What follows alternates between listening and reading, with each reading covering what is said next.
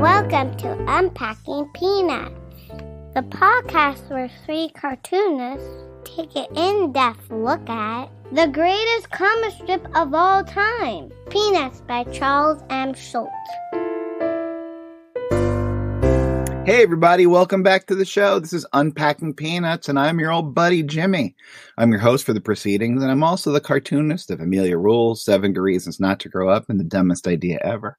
Joining me as always are my pals, co-hosts, and fellow cartoonists. He's a playwright, he's a composer, both for the band Complicated People as well as for this very podcast. He's the co-creator of the original comic book price guide and the original editor of Amelia Rules, as well as the cartoonist behind such great strips as Strange Attractors, A Gathering of Spells, and Tangled River. It's Michael Cohen. Say hey. And he is the executive producer and writer of Mystery Science Theater 3000, a former vice president of Archie Comics, and the current creator of the Instagram sensation Sweetest Beasts. It's Harold Buchholz. Golly. Hi. So, guys, we're back to going through the strip year by year. We're at 1975, the exact halfway point. Can you believe it?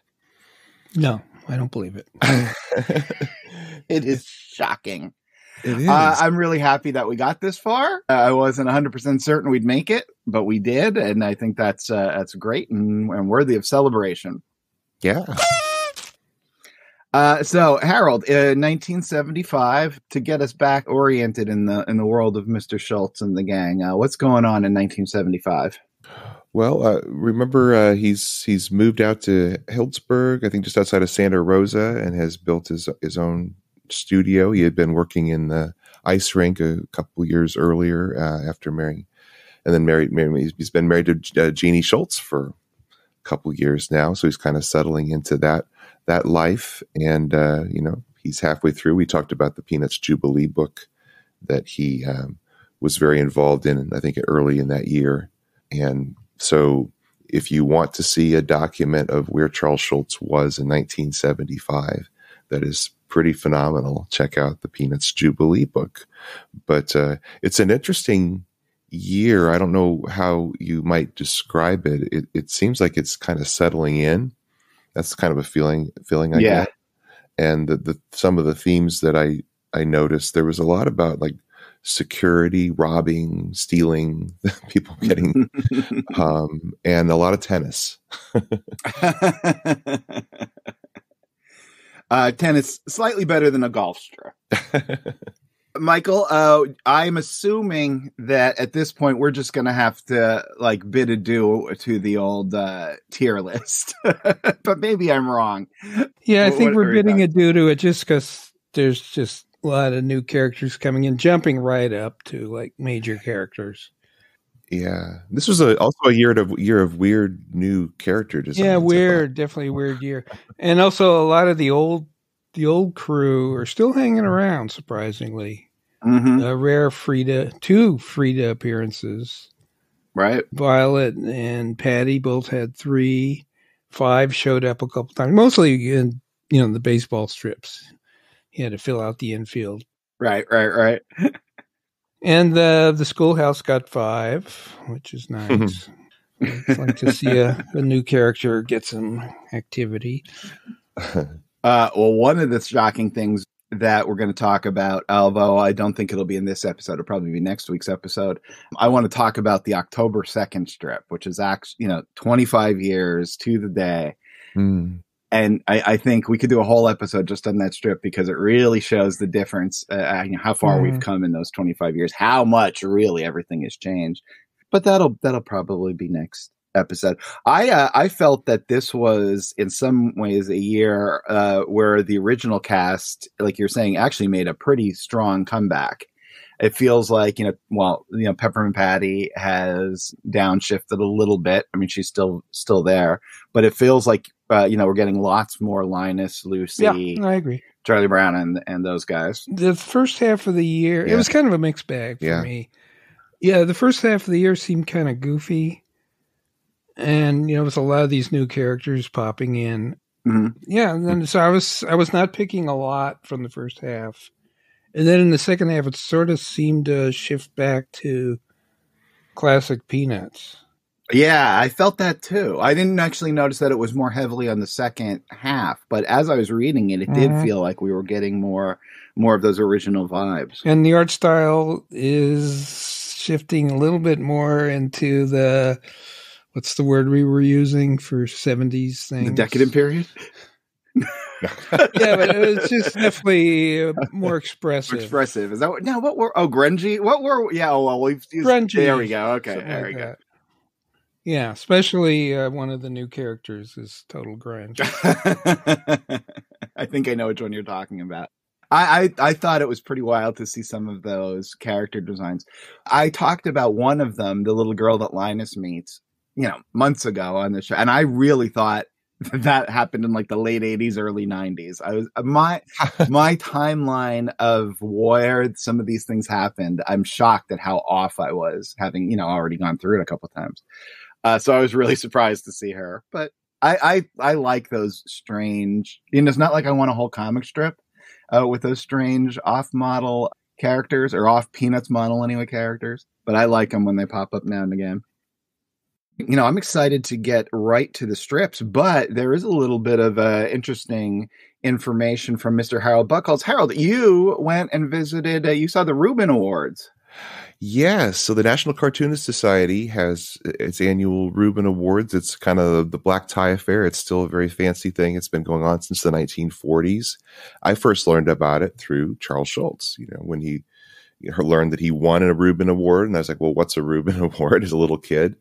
And then I realized there was this fancy event that would be held once a year to celebrate comics, because I think it was a bunch of cartoonists got together and said, really, this profession doesn't get enough respect, and we really should do something about that and honor the artists and really kind of uplift this art form in the United States. And they did a bang up job of it, and it just became this annual event that the cartoonists really, really looked forward to attending, because, it was, you're dressing up for comics. How often do you get to do that?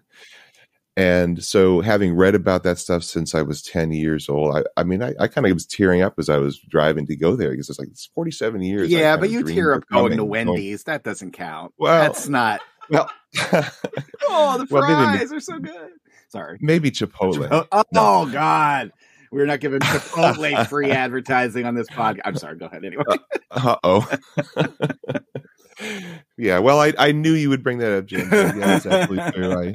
I can cry the drop of a hat, but I did definitely. It's like, yeah, this is like 47 years. I'm a member now. Yeah. And I had always dreamed about being a member, and here I am going to this fancy event. It was held in Jersey City at this hotel looking out over the water toward Manhattan. It was lovely setting, and got to meet a lot of wonderful cartoonists. One of those was Jim Davis, who is celebrating the 45th year of Garfield.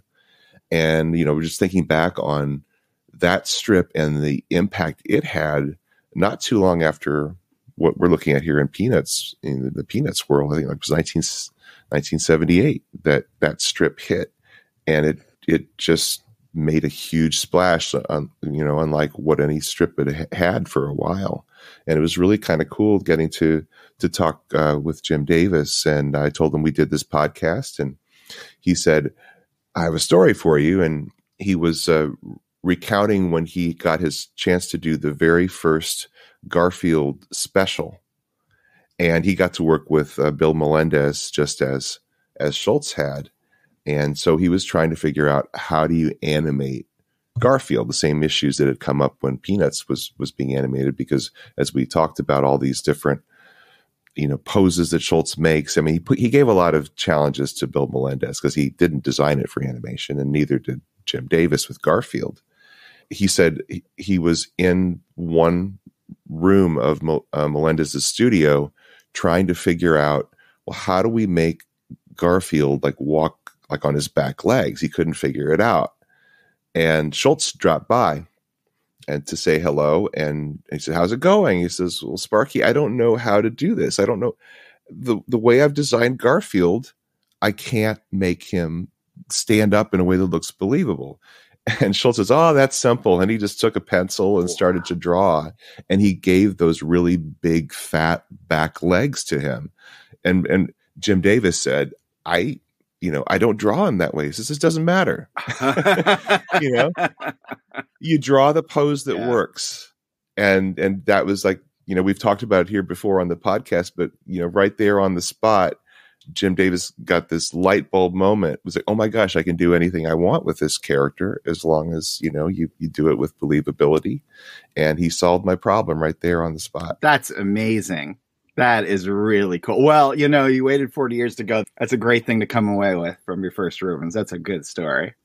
Yeah. It was a wonderful time. I really, really enjoyed it. There were probably about 250 people at the Reubens Awards, and big old banquet hall, and it was about as special as I thought it might be in my mind. And usually stuff like that hangs around for 47 years doesn't live up to its to what you've built into it. But I genuinely enjoyed it and hope I get to do it again. Well, that's fantastic. Very cool. All right. Well, let's get to the strips now. And if you guys are out there and maybe you're a new listener, or maybe you're been here from week one, but you just are slow. That's okay. There's room for all of us here. Here's how you could follow along. You could go to gocomics.com, type in 1975 as we announce a date. You type it on in there and it'll pop up. Or you could buy yourself one of those wonderful Fantagraphics books. Or for some reason, you can just go to the Peanuts Wiki and read them. Why? I don't know. But they just allow it to happen. So you could do all of those things. If you want a heads up on what strips we're going to be covering before we get here, well, then you can go to unpackingpeanuts.com, click on the Great Peanuts Reread, sign up for it. And once a month, my pal Harold, when he's not hobnobbing with industry greats, will shoot you a little newsletter that'll tell you what strips we're going to be covering that month. If you haven't done that yet, go do that now. Pause this and then come back and away we'll go. January 1st, 1975. Charlie Brown and Lucy are hanging out at the thinking wall. Charlie Brown asks Lucy, "Do you have any plans for the new year?" Lucy says, "New year? What new year?" Charlie Brown says, "This new year." Lucy is shocked. "It can't be a new year already." She raises her fists and yells, "I'm not finished with last year." So funny. Lucy considers each year an antagonist. Defeated. Yeah. And she claimed, 2 years ago? She claimed the year as her year. Right. But I think every year is her year. I love that the year is an antagonist. That's a great way to put it. It's like the old the Gift of Prophecy strip with Linus, where he's like, "What you can ask Grandma, why is there a Mother's Day and a Father's Day, but there's not a Children's Day?" Every day is Children's Day. The Gift of Prophecy. The Gift of Prophecy. But Lucy she's not claiming this one, but she's going to be strong this year. Well, there's no question, as she is strong every year. Starting off with the thinking wall. So that's a throwback to classic Peanuts for sure. And throwing out two of the big four there for our first strip. So that feels good. January 19th.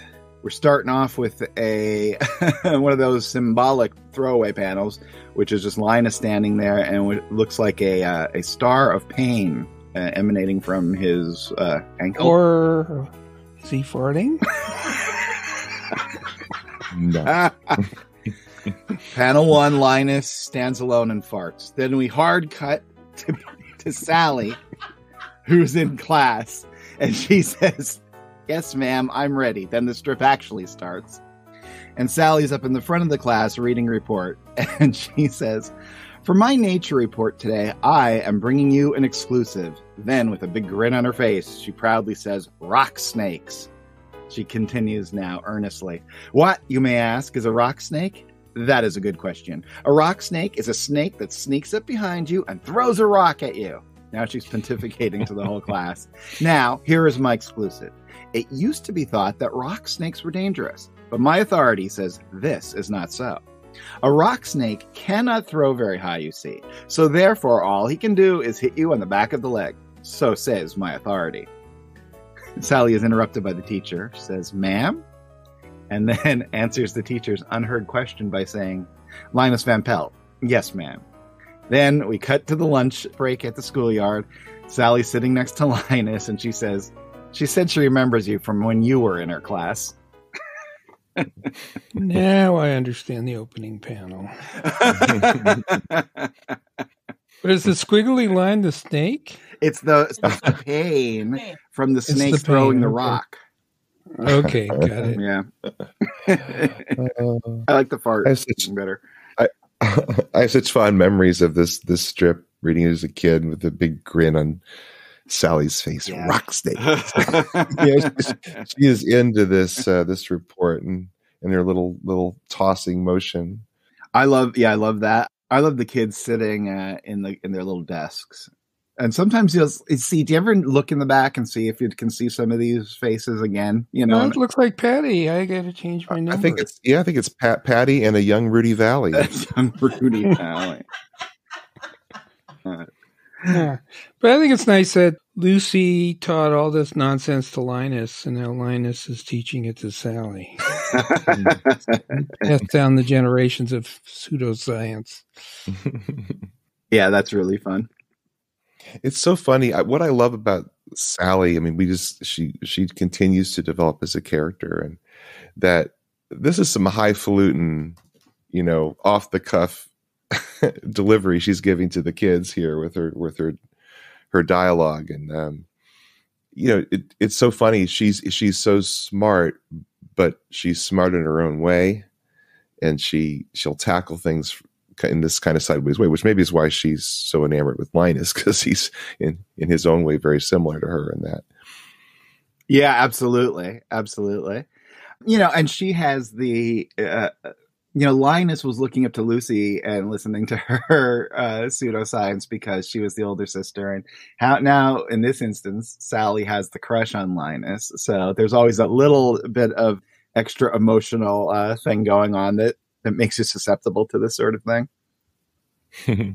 Great drawing all around, of course.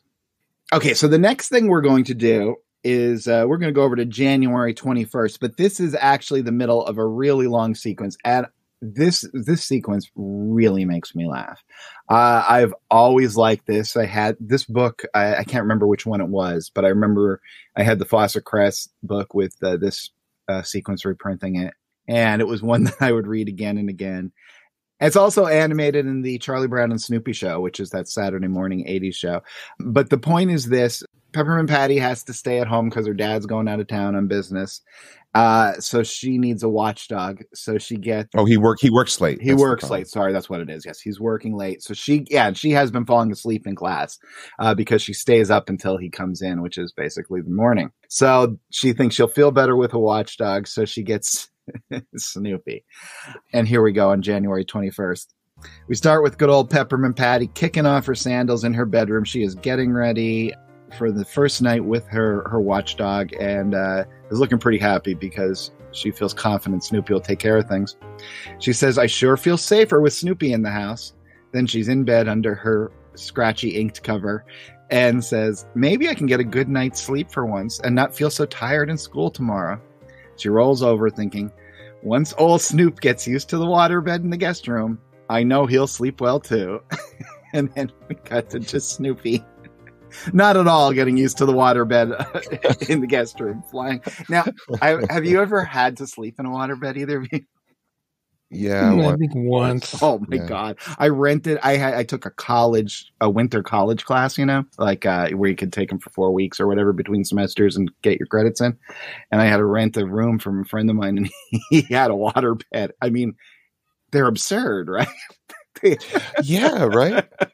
But they were such a thing in the 70s. This is such a 70s thing for Schultz to be so tying into. The craziness of the waterbed. And for those of you too young to have ever had to experience a waterbed, or those who lucked out. So basically, it is a gigantic, we have air mattresses now, right? But these things were massive kind of rubber mattress shaped things that you would just stick a hose in and put gallons and gallons and gallons of water into your bed, and then you would kind of float on the top of this thing. If it's like a king size bed, there's no support, right? You just have this wooden frame, and then you have this weird rubber thing with some sheets on it that has possibly 3,000 pounds of water in it that you hope doesn't leak. Right. And that the person filled up themselves, so it may be filled correctly, may not be filled correctly. Who knows? Oh my gosh, yeah, but it was such a huge thing, and the other strange thing is they were expensive. Very, yeah. For a you can buy an air mattress now for like $19.95. I don't know what was going on with these waterbeds. Maybe because they held thousands of pounds of water that they had to be like reinforced with some. Who knows what? But man, those things were not comfortable. No, they're not comfortable. But they were very cool for about 6 months. Well, think about this, though. I rented that apartment in the 90s when I was on it. So I don't know what the deal was there. Well, probably they didn't know how to move it out. We're stuck with it now. The spigot wasn't working. They had no way to drain it, I love the drawings of Patty in bed. I love that. It seems like he intentionally does a scratchier line when he's doing Peppermint Patty stuff. Yeah. It's that 70s look we keep talking about. A little bit of grunge, a little bit of It's true. That looks like that comforter has been well worn. Yes. Especially that first panel. Yes, it has been through the wash quite a few times there. Yeah. Now, why they splurged on a waterbed for the guest room? And you can't even give her a nice comforter. I can't. Well, maybe this was left in the house. And the previous tenants couldn't move it out too. Who knows? So we'll take that over to now. This is going on because, unfortunately, while Snoopy is stuck on the waterbed, bouncing up and down, the house is, in fact, robbed. And for those of you who are selectively checking out the strips that we're talking about, do go to January 21st, 1975 to see one of the funnier drawings of Snoopy in the 1970s.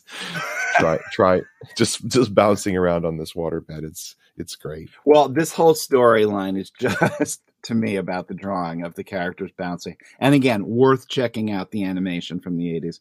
Because here on January 28th, we have Marcy shows up. She's apparently seen what's been going on from her house. And she says, "Sir, I think some burglars have stolen all your furniture." At this point, both Peppermint Patty and Snoopy are bouncing up and down on the waterbed uncontrollably. Next panel, we see Peppermint Patty, butt over tea kettle, flying through the air, saying, "I know they have, Marcy. Help me get off this waterbed." Which then cuts to Marcy getting on the waterbed. So now all three of them are bouncing up and down on it with Snoopy completely upside down. And Marcy screaming, "Stop bouncing, sir. I can't help you."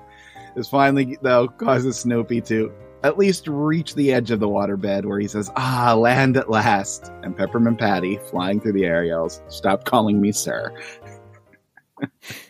Just about the drawing. To me, the whole sequence is worth it for that third panel. I think that is just some fun drawing. It's just so absurd. And it's so 70s. Yeah. Really cute. Yeah, so I'm glad we got to check that one out. That's a good little sequence. And I think if you want to read the whole year, which you should be, come on, do the Great Peanuts reread them all. But that's worth checking all of them just for the fun drawing. February 18th. It's Snoopy in a new persona. He's wearing a little helmet, like a motorcycle helmet on his head. And he's thinking to himself, here's Joe Motocross going out to start his bike. He hops up on top of his bike, which is, of course, his doghouse. And he starts it up. Vroom! And then in the next panel, as he gets it revving, it's rip, rip, rip, rip, rip, rip, rip, whoosh. And then in the last panel, Snoopy looks out at us and thinks, the neighbors hate me.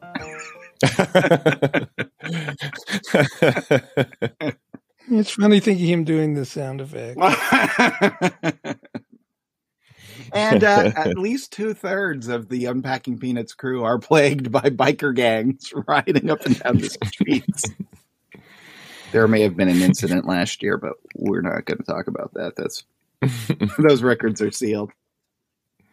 I think we mentioned before that Craig Schultz, Charles Schultz's son, was racing motocross around this time for a number of years. And apparently he was super competitive, did tons of races. So So Schultz is definitely pulling from. I'm assuming he attended a lot of those and watched his son get beaten up on the tracks. Yeah, I mean, I think it would be a rough sport for a parent to have to watch, because I mean, it's up and down dirt tracks with jumps and dipsy-doos and every kind of possible way to kill yourself on those tracks. And you're just standing in one spot, and so they're out of sight. You're like, well, what's happened to them? They're going to come back around. February 23rd, 1975. It's a Sunday. Woodstock is in his nest and he's yawning. And from a distance behind some birch trees, Snoopy is spying on him. As Woodstock falls asleep, Snoopy sneaks up to the tree holding Woodstock's nest and very quietly and casually sneaks away with Woodstock's nest. And he takes it from the tree and he puts it on top of a fence post, being very careful not to wake Woodstock the entire time. But then Woodstock does wake up and looks around. He's completely surprised to see that his entire home has been moved to the top of a fence post. He walks over to Snoopy's, climbs up on the doghouse, and says to Snoopy, as we see translated by Snoopy, "I dreamed that my mother had come back to the nest and that she and I were flying through the air together, and I was so happy." Woodstock continues to chirp as Snoopy says, "Then I woke up. My nest was sitting on a fence post. My mother really hadn't come home. I was all alone." Sigh. Woodstock then sniffs with the saddest two little dots for eyes imaginable. And Snoopy says, "I think I'll give up practical jokes." Oh. That is a really harsh... Yeah. There's a Chipotle moment for me. I'm tearing up here. A Chipotle moment. Oh my God. Well, that's true. I do cry if I have to eat a Chipotle. That's true. Look at the tiny little... I mean, he has just those big eyes on Woodstock in that last panel. Yeah. And it's just dots, but they just look so sad. Yeah. I mean, there's so much to like in this strip. That very first little panel of Woodstock yawning and stretching is adorable. That's the cutest bird yawn I've ever seen. And Snoopy peeking through the birch trees is just great cartooning. Yeah. And then the very next panel, we got the Snoopy with this really cheesy practical joke grin on him, crouching behind that tree. Yeah, and then it turns out to this gut punch of Woodstock's story. It's like, oh man, poor Woodstock, poor Snoopy. Yeah, well, that'll teach you, Snoopy. Practical jokes aren't fun. I tell you, boy, that's just so rough. And again, how many cartoonists would go here? Who would even think to go here with these characters that we've come to know and love, and this thing gone horribly wrong that was, well intentioned, and well, it wasn't well intentioned. Well, jokes never are. Yeah, right. Yeah, but there is a topic that permeates the strip, and we have never discussed it. Everybody wants to sleep all the time. Have you noticed that? It's so important. People are falling asleep in class. Snoopy wants to sleep. Woodstock wants Peppermint Patty can't sleep, so she needs a watchdog so she can. Right. Yeah. Right. It's just like anybody at any moment in their life will fall asleep if anyone bores them. I dreamed I was in a Chipotle, and then Jim Gownley came in turning over all of the tables. Anyway, and maybe we can do a show on sleep. March 3rd. Oh, these are good ones. This is a type of throwback, I think, too. We got Lucy and Linus watching television, and Lucy says to Linus, "Why don't you go get me a dish of ice cream?" Linus asks, "What would you do if I told you to go get it yourself?" Lucy says, "I'd pound you until the sun went down, and I'd keep on pounding you until the sun came up, and then I'd pound you until the sun went down again." Linus gets up and asks, "Chocolate or vanilla?" This actually just could pop out of the 60s. It's not out of place. The drawing style, everything. Yeah, you really could just insert Except the TV goes from white to black for some strange reason. Well, that would have happened in the 60s, too. I love that, he really did figure out a way to draw a television set that was going to last him for about 30 years before, just a cube on some spindly legs. Now, did you guys have big TVs when you were younger, or what was the biggest set you guys had? Like, because, when I'm thinking in the 70s, they were big, gigantic units of furniture. Yeah. I think we started with one of those big 3-inchers. Yeah, those are nice. Yeah, but our family got in 1965, which is pretty early for color TV. My before I was born. Yeah, my parents went out and got this really cool looking Motorola set that had that kind of gold thread weave over the speakers. Oh, sure, yeah. And the black ridged knobs, and it was a fancy TV set, and we had that thing. I was in college when we were still using it. So that's how we had. It had a long life. TVs would last decades back then. I remember. I remember once though breaking our TV breaking rather, and having the little smaller TV sitting on top of the big TV. That's usually black and white. Oh, that's humiliating. Right. Oh man. My memory is in high school. My best friend Wayne Mayfield, he would come over and we'd be watching like tennis or something on TV, and he would complain because he said the bottom half of the TV made everyone look a little shorter and squatter. And I'd never noticed because I was my whole life watching TV, and and he was like, and I was like, really? It's like, wow, that'll mess with your aesthetic. March 4th. Linus and Lucy still watching TV. Lucy says, "Why don't you go make me a sandwich?" Linus isn't having it. He jumps up and says, "You're not going to be able to order me around forever. Someday I'll grow up and I'll be bigger than you." Lucy says, "But you'll also probably be a gentleman, and a gentleman is always courteous to a lady." Linus walks away saying, "Hammer peanut butter." Lucy's a genius. She's got the hard sell. She's got the soft sell. They both work. Pure genius. She cannot be beaten. It's brilliant. She has all the angles covered. I love it. Yeah, there's no. I'm trying to think of anything else like in popular culture that represents a sibling relationship as well as this relationship right here. It just seems so real. Yes. Yeah, and like I said, even from the point of view of an only child who just witnessed his friends having brothers and sisters, it feels very real. Yeah, it's one of the great little corners of Peanuts for sure. And we have some more corners to explore, but before we do, we're going to take a little bit of a break, maybe get some goop or a bowl of Snicker snacks, and then we'll come back and we will tackle some more strips. Sound good? Sure, sounds great. All right, we'll be right back. Hi, everyone. You've heard us rave about the Estabrook Radio 914. And what episode would be complete without mention of the Fab Four?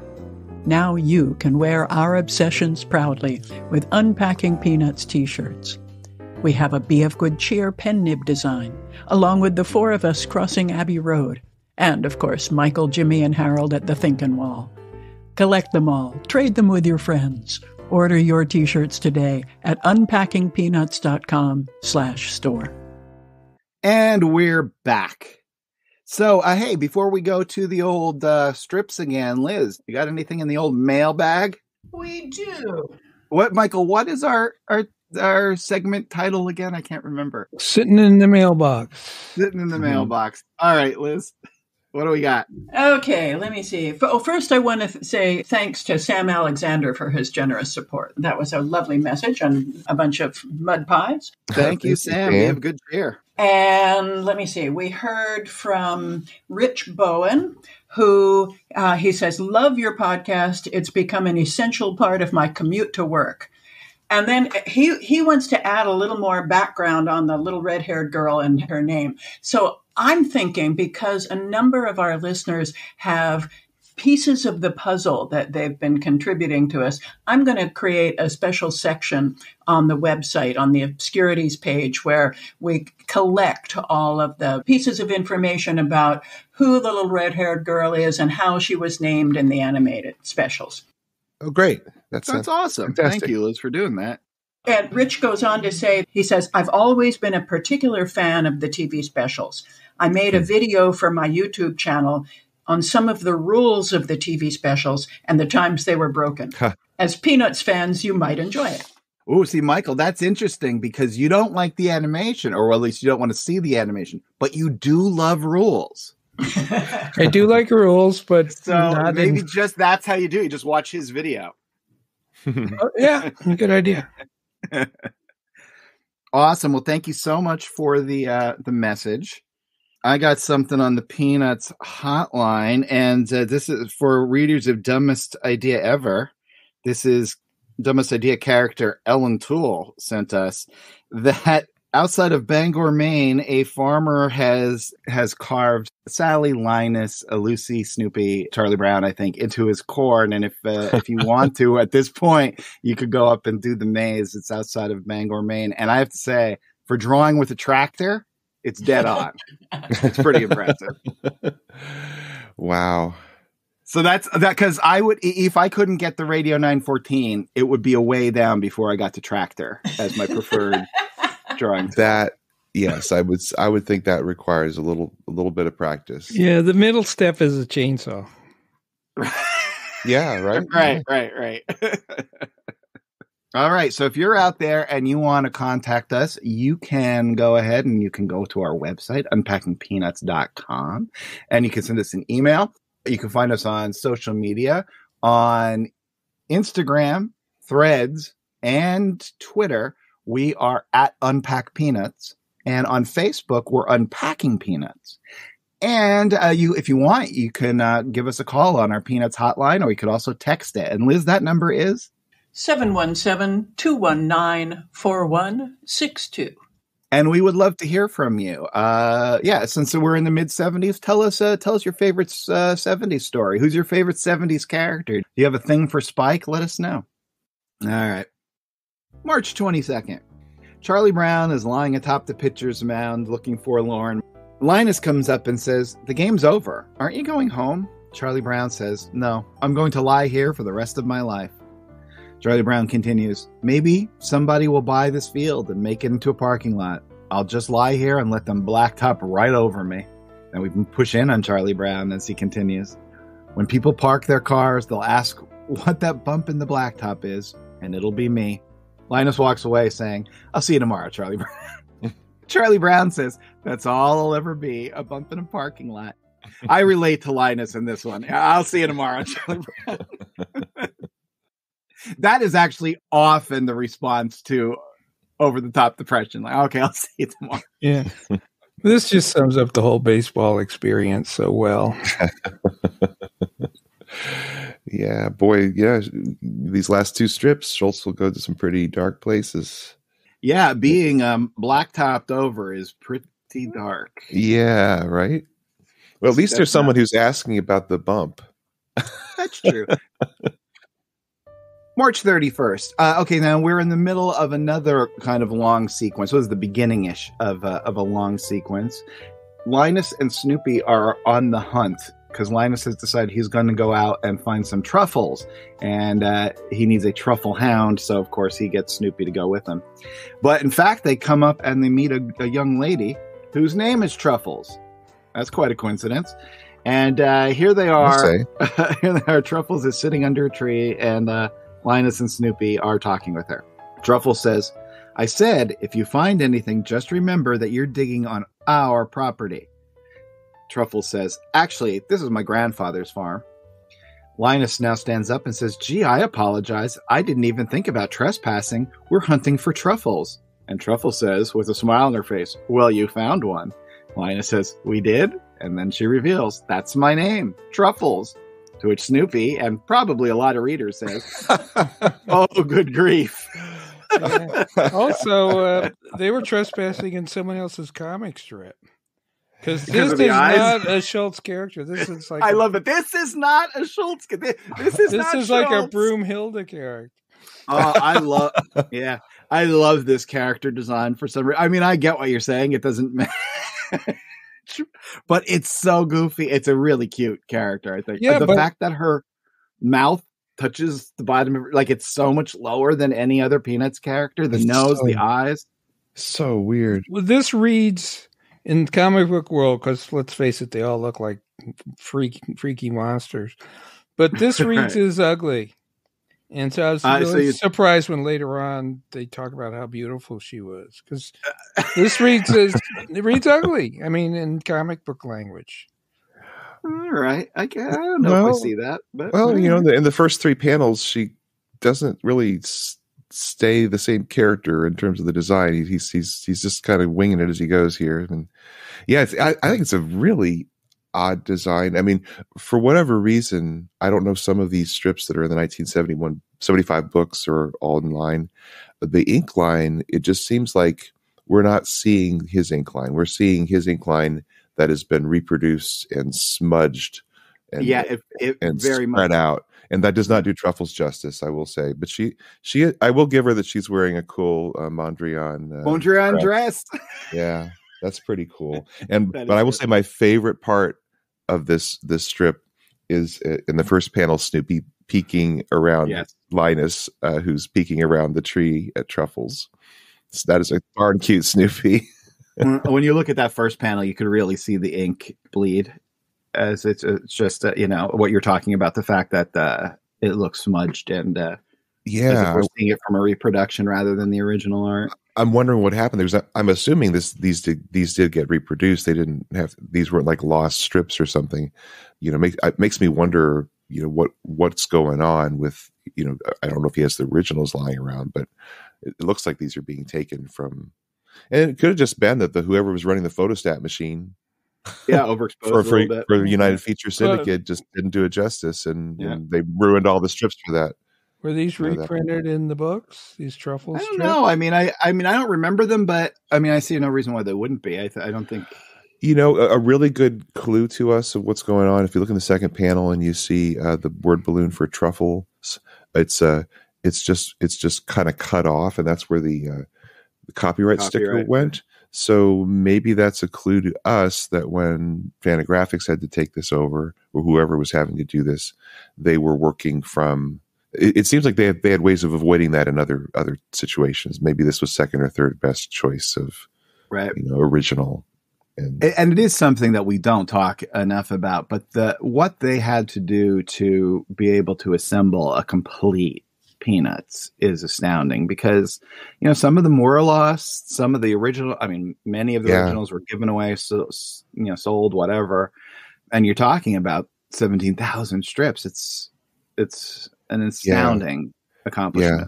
And you can tell, like, we're looking on with the Go Comics version. Mm-hmm. You can just see how poorly reproduced this particular strip is by looking at the copyright indicia. It is a blob. Yeah, you can't read it at all. Yeah, it's really, really. So I don't know I can't judge Truffles entirely on this, because I know poor Schultz was not getting the reproduction he deserves for this one. April 1st, Truffles continues. She says to Linus, "Do you think Truffles is a funny name?" And Linus says, "No, I think it's kind of cute." Truffles says, "My grandfather likes me. He says I am as rare as a truffle, so he calls me Truffles." Old people calling their daughters or granddaughters rare. Why is that a thing? Yeah, I don't know. Interesting. In the next panel, Linus says, "Well, my name is Linus, and this is Snoopy. He's sort of an unusual dog." Truffles says, "Can he do tricks?" To which Snoopy says, "See this coin? Now watch carefully." I don't know why. That just really makes me laugh. Yeah, and that is pretty indicative of mid-1970s Peanuts. It's just that fever dream Schultz humor sliding in and out of different realities is very evident here. Absolutely. I love the Truffles design. I mean, I don't know. I have mixed feelings about this whole sequence. There's the weird Linus Snoopy rivalry, because what ends up happening is Linus falls in love with Truffles for some reason, and Snoopy also loves Truffles, and Snoopy won't take Linus back to visit Truffles, and Linus can't find his way back because this genius who can write her a letter So he has her address. Cannot find his way back to her house. Can't do it. It's impossible. It's a very, very weird sequence. Very weird sequence. And I love, though, that what I love at the end is that Snoopy was just there for the cookies. I think that is that's one of those instances when I think the punchline at the end is like, all right, that's really fun. I really like that. Yeah, I like it when Snoopy gets shivved by the weather vane, the rooster weather. Yeah. But if we do a special episode on the weirdest peanut strips, I would definitely nominate these. Well, first off, we got to do that now. That's an episode for sure. Well, we maybe get some listener input on that. Oh yeah, what do you think is the weirdest, most peanut sequence? And up till this date. Yeah. Right. Between the beginning and 1975. Yeah. Yeah, and it's cool to see a romance beyond Miss Othmar going on with. It's definitely even though he can't find her, it's still more healthy than most of his other. Yeah, and they do have this cool little sequence in a barn when it rains, and then they're talking, and I can see why he's bonding with. I also feel when I'm looking at this that I feel heavily the influence of the animation and him thinking, "Oh, I think we could do something with this." You know, there's the barn, there's the weather, there's all that kind of stuff. Yeah. I have to mention that when this episode releases, it's going to be the first weekend of the Pergola Truffle Festival. Oh, really? Big deal. Very big deal. All right, so here's what Pergola, Italy has a truffle festival. It's a white truffle festival. It's huge. I mean, you can't even walk down the street. It's so crowded. Wow. Sundays, the first 3 Sundays in October. Wow. Okay, that outdoes my Southington Apple Fest. That's only 2 weekends. Yeah, well, these truffles are worth more than their weight in gold. The white truffles. I don't know that I've ever had a truffle. Don't. Yeah, I mean, one of the first times I went hiking around here when we just moved here, I'm always trying to find ways through the woods. And I came across a fenced-in plot. I mean, like barbed wire with video cameras. Whoa. And I had like a backpack on. And I'm looking in there. I had no idea what it was. So obviously I'm on camera, this weird stranger with a backpack, like gazing at this truffle patch. I'm sure they were coming with their guns. It was Truffle's grandpa. Wow. Anyway. Well, okay, so you listeners out there, you have your marching orders. First you get to the Apple Festival and you meet Harold. Then you hightail it up to Bangor, Maine, and you walk through the maze that looks like Snoopy's head. Then you get on a plane, you fly over to Pergola, you get your peanuts, truffles. That's the trifecta. Right, and the first person who does that will get a prize. Yeah, you'll get a shout out on our next episode. A vinyl unpacking peanut sticker. There you go. May 12th. Snoopy's atop his doghouse, and he's got his typewriter out and ready to go. Linus says to him, "You know what Herman Melville said?" Linus tells him. He said, "To produce a mighty book, you must choose a mighty theme." In panel 3, Snoopy thinks this over. And in panel 4, he types, "The dog." I like it. Well, it's interesting that we got 2 Herman Melville references this year within a few weeks of each other. I'm guessing he was indeed reading Moby Dick when he was making these strips, because they were spread out over about 3 weeks. So yeah, he must be. It actually is a tribute to our favorite Ulysses podcast, where you'd always talk about that mighty novel, Ulysses. I was just thinking about this. I had a dead-on impersonation of the guy that hosted that Ulysses podcast, but the only person in the world who would appreciate it was Michael. Who just did a terrible imitation. Rejoice with Frank Delaney. Mighty podcast. A mighty podcast about the mighty novel by James A. Joyce. He once did an entire 20 minutes on one word. Hellenized. Wow. Can you believe it? Anyway. Well, we've focused on the letter W. So I think he would doff his hat to this podcast in terms of insanity. May 18th. I picked this. I'm gonna say it in advance. I picked this one solely for its weirdness. All right, this is a Michael pick for the weirdness. May 18th. Peppermint Patty is up at bat. Schroeder is behind the plate. Patty whaps it. We now hard cut to poor Woodstock, who is half asleep, of course, in his nest. But something gets his attention, and then in the next panel, pow, we see the ball that Peppermint Patty has in fact hit Woodstock's nest and basically shattered it. Woodstock is not thrilled by this, and we have a great panel of Woodstock returning the ball, and he does this by standing on top of it and rolling it like a log. It's just brilliant. He rolls it that way all the way up to the pitcher's mound, where Charlie Brown is baffled. This does cause Schroeder to come out and see what's going on, and we see Woodstock reading Charlie Brown the riot act. He is just screaming at him with his little chirps. And then he walks away, still chirping in anger. As Charlie Brown and Schroeder watch after him. Then Schroeder leaves to go back behind the plate and says to Charlie Brown, I think what he probably said was, if you throw one more dumb pitch down the middle like that, I'm going to come back here and break your arm. To which Charlie Brown looks out at us and says, everyone in the stands is an expert. This has so much wrong with it.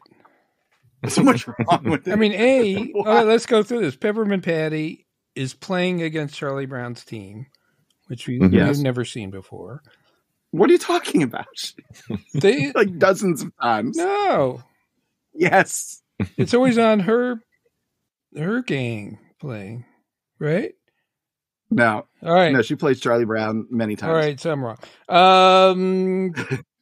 Second of all, Schroeder somehow has the mysterious ability to understand what the bird's saying. Right. No, he says, I think what he probably said was, he's saying that to Charlie Brown. That's the joke.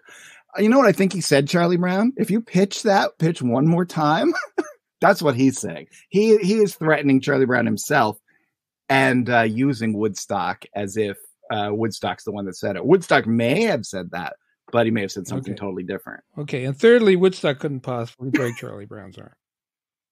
Probably not. But Schroeder could.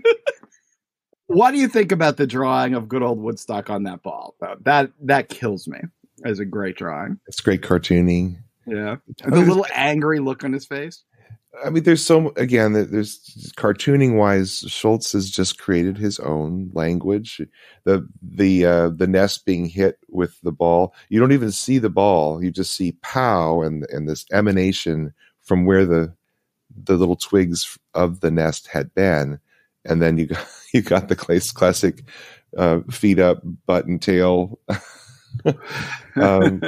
upside down. I mean, that's peanuts. You know, we know what that means because he's built all this into his vocabulary, and it's such great cartooning. And then I also love the fact that once Woodstock does roll that ball all the way up to Charlie Brown's dirt mound, it's at about 2:00, 1:30 on the thing, and it's stopped and it's not rolling down. That's number 4 because it's Charles Schultz's fever dream world that he's living in here now in 1975. Yeah, we need to get our physicist here and help us with some of these things. May 21st. Snoopy is atop his doghouse. He looks a little concerned. Charlie Brown says, "I think you've forgotten something. At the end of the story of the 3 little pigs, the wolf fell into a pot of boiling water. So what do you have to worry about?" And Snoopy thinks his grandchildren may be out for revenge. Now, this is in the middle of a sequence where Snoopy is very concerned that the big bad wolf is going to come and blow his doghouse down. Yeah, and this whole year does seem to have these little moments of being concerned about being burgled and... You know, there are this dark worlds where people are after you. Wolves and their grandchildren want to attack you. So yeah, I don't know if he's got in a kind of a new protective granddad mode or what's going on here. But Well, 75, right? We're prime taxi driver time. Things are turning dark in the 70s. Yeah, the 70s. There's definitely stuff getting in the news. Yeah. I actually looked up to see if Schultz had been burgled in 74, 75, because it does seem to. There's a lot of it. Yeah, it seems to pop up reasonably often in the strip, and it's always been there. There's always been. Whenever one of the characters says, "What if I get mugged?" I always think that's hilarious. I don't know why, but it's Linus or Marcy or whatever. The Bird Gang ripped off Snoopy way back when. Right. Yeah, That's true. yeah. So this is nothing new here, but yeah. Oh. But I just love the idea that Snoopy's concerned that not only the big bad wolf exists and could come to his neighborhood, but the fact that actually in the story he's been dispatched. There's still the opportunity for his grandchildren to come and take revenge. May 24th, Snoopy is lying atop his doghouse, and Charlie Brown comes up, says, "I'm glad to see you stopped worrying about wolves." Snoopy sits up and says, to himself at least, "My grandmother used to say that you can waste your whole life worrying about things that never happen." And Snoopy, thinking about his grandmother, thinks, "What a dog. The last time anyone saw her, she was chasing 5 rabbits across a cloverleaf interchange." That's grim. That is so funny. Yeah, that is pretty grim. It is. It's very grim. I will grant you. Well, we got in that one. That's so good. May 25th. We're back out to the baseball field, forgetting Snoopy's grandmother being run over. We don't know. We just haven't seen Come her. on, there's no chance. How'd the bunnies fare? Lucy's out in the outfield. She says, "Time out," and walks in. She needs to call time out because you have to have these 2 strip panels that don't do anything. Then the strip really starts as she walks up to Charlie Brown saying, "You know what you need, Charlie Brown? You need a nickname. We can't keep shouting pitch it to him, Charlie Brown. That's not colorful enough. You need a nickname. You should be called Catfish or Babe or Lefty or Dutch or Speed or Doc or something." Charlie Brown says, "I think I'd like that. If you come up with anything, just shout it right out." Lucy says, "Good." Then she walks out to the outfield and then yells back in, "Throw it in there, cement head." This was my one laugh out loud strip this year. What do you like about it? Cement head. Perfect. Simple enough, yeah. Simple enough. You know what? Sometimes you don't have to think too hard. Sometimes it's right there on the surface. You know what? I'm enjoying the heck out of 1975, guys. But let's take a break now and come back next week and pick up from here. What do you say? Sure. Sounds good. All right. So you characters out there, if you want to hang out with the gang, you can find us on social media. We're on Twitter, Instagram, and Threads at Unpack Peanuts. Over there on good old Facebook, we're Unpacking Peanuts. And of course, you could go to the website and you go to our website, Unpacking Peanuts, and you could shoot us off an email. You can sign up for the Great Peanuts Reread, so you get our newsletter once a month, knowing what we're going to be covering. And like that. Otherwise, I just want to, hear from you. Even if you have nothing to say about Peanuts, just say hi. Because as always, if I don't hear from you, I worry. So that's it for this week. For Michael and Harold, this is Jimmy. Be of good cheer. Yes. Yes. Be of good cheer. Unpacking Peanuts is copyright Jimmy Gownley, Michael Cohen, and Harold Buchholz. Produced and edited by Liz Sumner. Music by Michael Cohen. Additional voiceover by Aziza Shakrawla Clark. For more from the show, follow Unpack Peanuts on Instagram and Twitter, Unpacking Peanuts on Facebook and YouTube. For more about Jimmy, Michael, and Harold, visit unpackingpeanuts.com. Have a wonderful day, and thanks for listening.